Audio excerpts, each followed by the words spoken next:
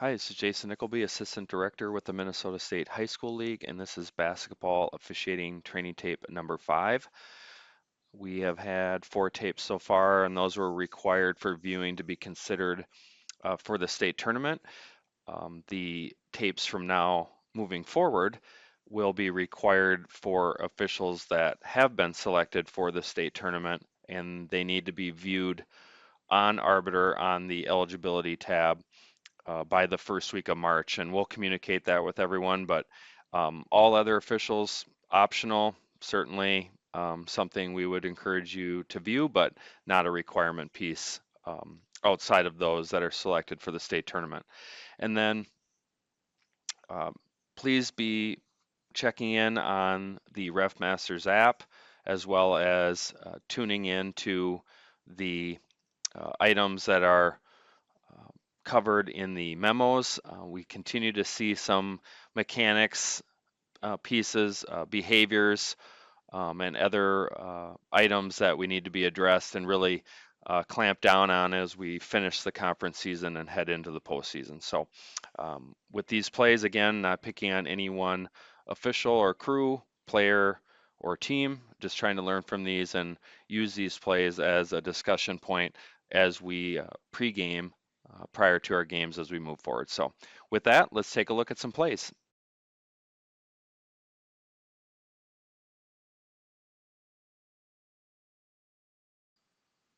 Okay, in this first one, I want to talk about transition coverage.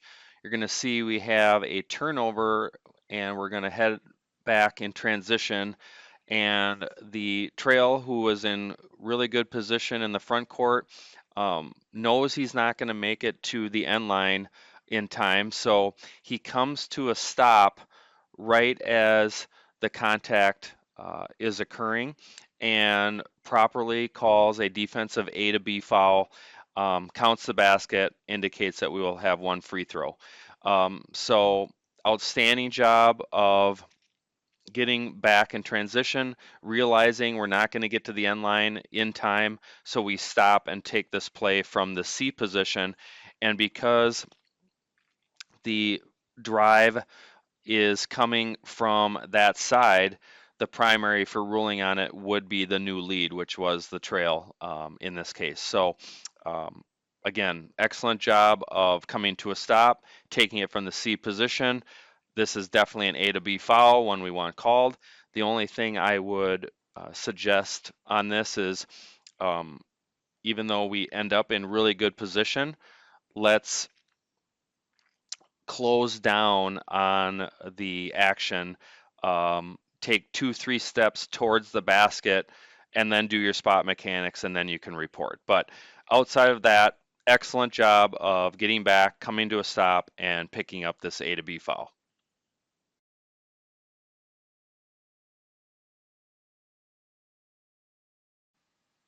Okay, another transition play here, and we're going to have the drive originate from the center side this time. So again, if we have a secondary defender situation, which this is not, then the lead would take everything in the paint. But when we have a even break or it's not involving secondary defenders, then we're going to draw a line right down the middle of the paint, just like we would in the front court. And anything that originates from the center side, the center will take to the basket. So that part of this is correct. The C gets down and gets to position to rule on this. It is the C's primary responsibility to rule on this, at least initially. And I think it's a foul. I think she loses legal guardian position and puts her torso into the back. But this is absolutely 100% a shooting foul. There is no real way that this should be a throw-in. And we make this mistake quite a bit in a season where we wipe out a shot attempt and go with a throw-in. So it's just a reminder on a couple things. One, make sure that as a crew we're on the same page on coverage in transition and in the front court. I think from a coverage standpoint, both of these last two plays were handled very well. The primary ruling official was the only official to make a call, which is great. So we do a great job there, but this has to be a shooting foul. If they gather the basketball, do that act that comes as part of starting a try for goal, we have to give them free throws. Um, this ball handler clearly has the ball in her hands at the time of contact, and this needs to be a shooting foul. So just a reminder on continuation, it does apply in high school basketball, despite what you may have heard, and we need to make sure that we're not penalizing the offense because the defense commits a foul. So um, coverages and continuation, let's make sure we're on the same page on that.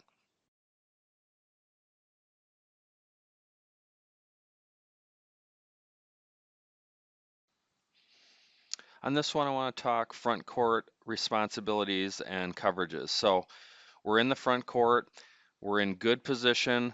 We adjust really well as the center. We take a step down as this play develops because remember, this play is not involving a secondary defender. So we're going to draw a line right down the middle of the paint, and everything to the center side is going to be the center's responsibility, just like on the previous two plays. So when we have this play, this shot attempt, that should be the responsibility of the center. Now, is this a foul? Sure looks like it, but this call should not come from lead. The lead's not even on the screen at the time that the contact occurs. We're way too far away to put air in the whistle on this play, especially when the center's looking right at it.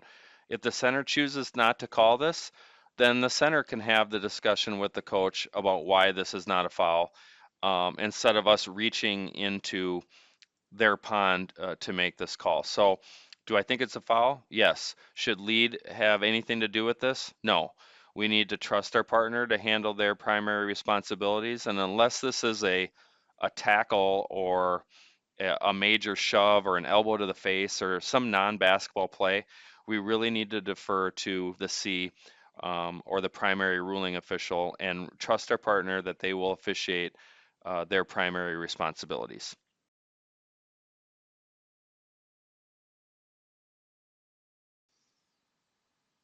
Again, a theme of trusting our partner and officiating our primary responsibilities, and trusting our partners to do the same.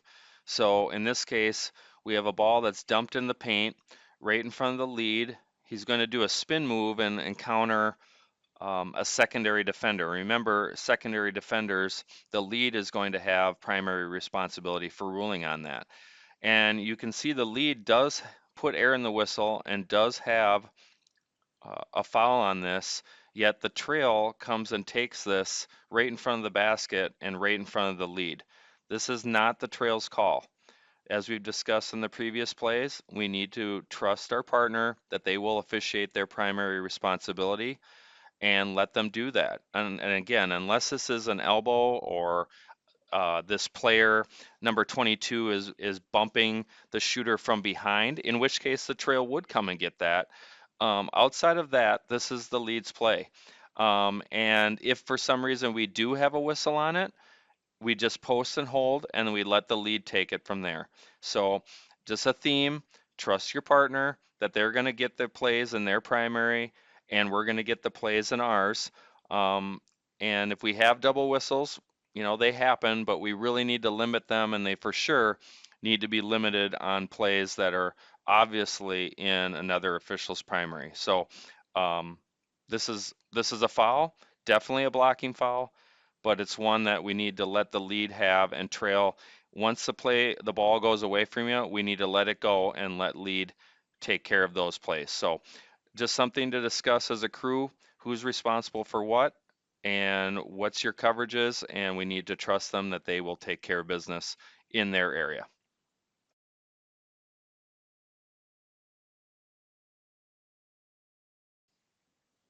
On this one, also looking at front court coverage and positioning, and we do a really nice job of adjusting and getting into the position that we need to be in.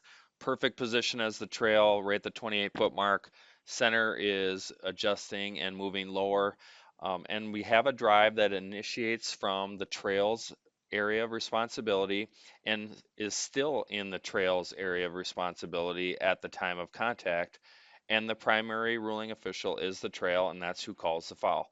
So we do a nice job here as this defender moves into the dribbler, does not maintain legal guarding position the way that they need to, or the way that this player needs to avoid a foul being called when contact occurs. Because when we don't maintain legal guarding position and contact occurs, then the foul is charged to the defensive player in that case. So do a nice job of picking this foul up. Um, this is the trail's responsibility. So all of that is excellent. Our positioning is excellent. All of that's great. Only thing I would suggest is maybe take, you know, one breath and let this kind of develop just a smidge more. Then we can put air in the whistle. And if this player ultimately puts the ball up or tries to have a try for goal, we'll give him shots. Now, contrasting to the other plays on this tape, in this case, he pretty clearly does not try to um, put the shot up. It's a pass attempt, and so totally fine with um, with a throw-in instead of free throws. And again, any foul or violation that's going to result in a throw-in inside the 3-point arc is going to go to the end line at one of the 3-foot tick marks. So excellent job of positioning and the primary ruling official getting this. Only thing is just take maybe one more breath, then put air in the whistle, and then if we can give them shots, we will. But in a clear passing situation like this one, we will have a throw in on the end line. So very well done by the crew on this play.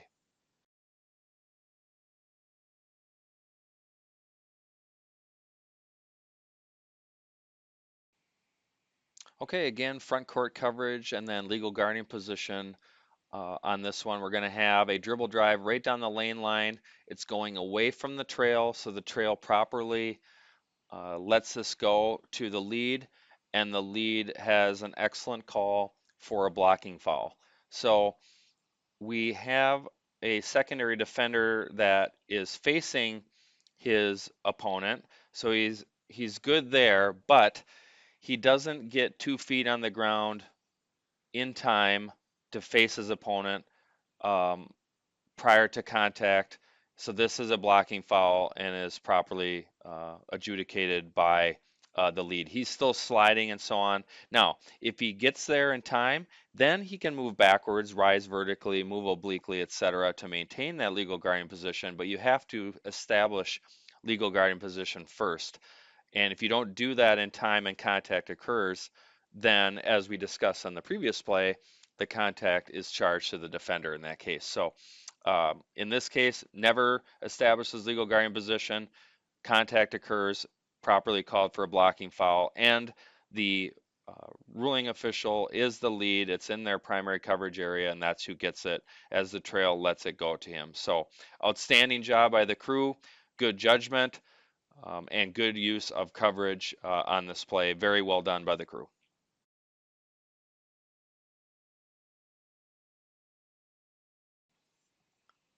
On this one, I think our mechanics, positioning, coverage, and communication are just outstanding. So you notice that the shot clock is getting down there, and we have a shot attempt prior to zeros on the shot clock, but it ultimately hits the backboard and never gets the rim. And we have a shot clock violation that is called, which is correct. So notice our positioning. We're in perfect position, the entire crew, well done. And the proper ruling official is the trail relative to the shot clock violation because the center is responsible for the shooter up and down, and we need to make sure that we are on top of that. And so, because we're on top of the shooter as the center, the primary ruling official for the shot clock violation would be the trail, which is what occurs here. So, and also, we both signal that the shot clock is getting down there by signaling but with the point at the basket or at the shot clock at 10 seconds, and both the trail and the center do this on this play. So outstanding position, signaling, coverage, proper ruling for a shot clock violation, just really well done by the crew on this play.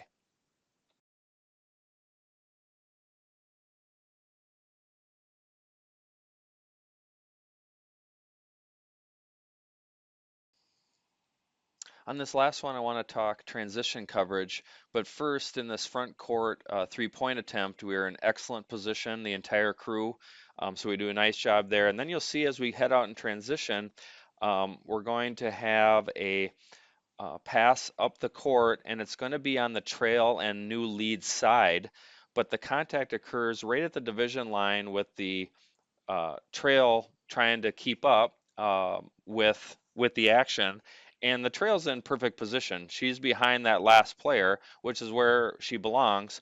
But then when we have this contact at midcourt, it's going to be very difficult to see as the trail and even the new lead. And with the C looking straight across, they are in perfect position to pick up this contact, and that's what happens. So just really well done by the center in this play. She notices that the trail is deep and is not going to be able to pick up this contact. And so even though it's on the other side of the floor, the center has the best vantage point for picking this up. This player does not have legal guarding position and plays into the offensive player and is properly called for a foul. So just really well done by the center on this to pick this up. Again, closing down is what we want to do. We want to take 3, 4, 5 steps towards it, which is what we do. So that is excellent. And then the only other thing we need to do is communicate with the crew on where we're going to put the throw in. This is really, really tight. And so if we put this in the backcourt, again, it needs to go to the 28-foot mark, and we would have a 35-second shot clock. If we're going to put it in the front court, then we need to also put it at the 28-foot mark, but the shot clock would stay the same at 33 seconds. So something we need to communicate. It's tight. I personally think it's in the backcourt, and that's where it should go. But either way, just know it's going to be at the 28-foot mark, and we need to figure out what to do with the shot clock. But outstanding job by the center of coming across the court to pick up this clear uh, defensive foul that the trail is going to have difficulty seeing. So awesome job.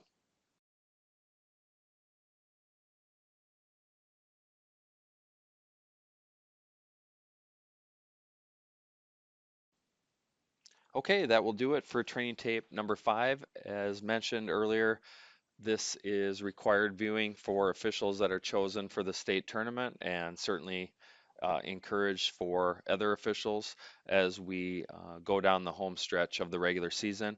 And, just keeping in mind the theme of really honing in on our primary responsibilities. Basketball is just really difficult to officiate, and we just really need to concentrate on our area of responsibility because there's plenty going on in front of us without going fishing for other things to do. So um, if that's something that helps us as we move down the stretch, I think that would be um, really important. So just something to think about as we're looking at this film and considering our pregame topics as we go. So look for more tapes here as we conclude the season, and again, required for state tournament officials and encouraged for others. And you can find this tape on the eligibility tab on the Central Hub, as well as YouTube and the Ref Masters app. So with that, have a great week of games, and we'll talk to you next week.